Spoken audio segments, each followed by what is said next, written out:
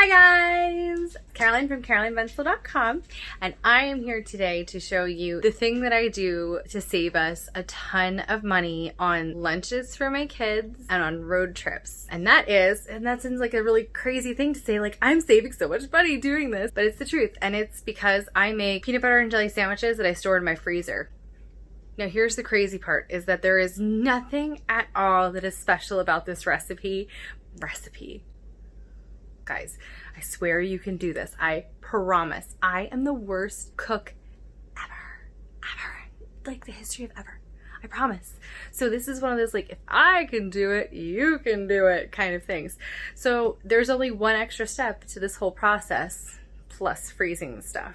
So I wanted to show it to you so that you can actually see it, so that you can do it for yourself. Because honestly, we make these sandwiches, my husband and I make these sandwiches for our kids, and we store them in the freezer, and they are in there for lunches during the week. I just take them out the night before, put them in the fridge, and they're thawed. Or I can even just like put them into their lunch boxes, and they're fine there too. And it's basically just like a little freezer pack, and they'll be ready by lunch. Or when we travel with our kids, it is crazy traveling anywhere with kids, and we travel all the time. And so of course, what are you gonna have? You're gonna have kids who are like, I'm hungry 2 seconds after you get in the car. And who wants that? Nobody wants that. And so here's what you do. You bring along some of the sandwiches, you thaw them out before you leave, or you can pop them in the microwave, whatever you want to do. But then you have food that you can bring with you, that you're not stopping at every single freaking McDonald's or Burger King or Chick-fil-A on the way to your destination. Or worse, you have to stop at a rest stop and get that kind of food.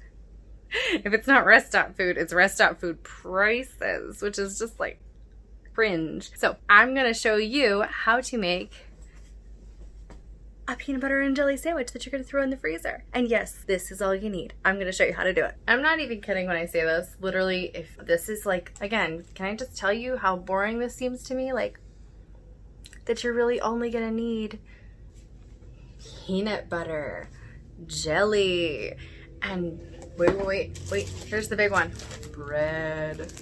So I know that you need all of these things to make a peanut butter and jelly sandwich. I know. I'm not gonna pretend like you're stupid, because we all know how to make a freaking peanut butter and jelly sandwich. It's the first thing that our moms taught us how to make when we were 6 years old, right? Right. So you don't need to know how to make a peanut butter and jelly sandwich. But here's the deal. There is one key step that is a game changer. That can be all the difference between having a really good peanut butter and jelly sandwich and the soggy, gross ones that by the time that you get to your lunch in like an hour and a half after your mom made it, it's a soggy, gross mess. And here's what it is. I'm gonna show it to you. So are you ready for the biggest secret ever? It's going to change your life. I swear, when you make peanut butter and jelly sandwiches for your kids, you're gonna be like, that Caroline Vensel, she's a genius. Okay, are you ready?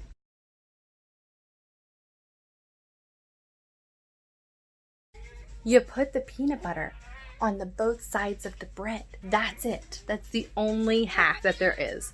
And that way, you don't have the jelly sitting there soaking up all of the goodness in the bread and then just making it a soggy disaster. So that's all there is to it. Now I'm gonna show you how I make a bunch of these for my kids and go through an entire loaf of this bread in, I'm gonna say it's gonna be under 10 minutes. But I'm not gonna make you watch it in real time, because who wants to watch somebody make that many peanut butter and jelly sandwiches in 1 second? So let's see how many I can get done in 10 minutes.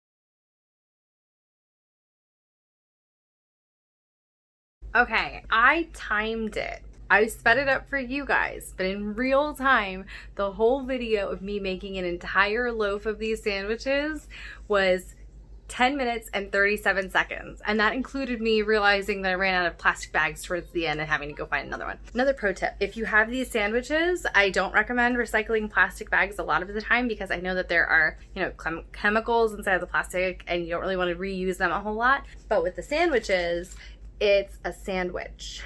It's not hot. I'm not microwaving it inside of the plastic bag. Never do that. And I reuse them for the peanut butter and jelly sandwiches, and then I wash them afterwards, and it works. because then that saves me double the money and helps the earth stay good and healthy. Care for your Mother Earth. Hippie stuff, because I truly believe if you are frugal, then in fact you are also kind of a hippie. Have you thought about that? So that is how I make 11 peanut butter and jelly sandwiches for my family, for my kids, for the rest of the week, and probably longer than that. Well, for the rest of the week. If I give my 2 sons a peanut butter and jelly sandwich a day, so that might last me this week. If they have it every day.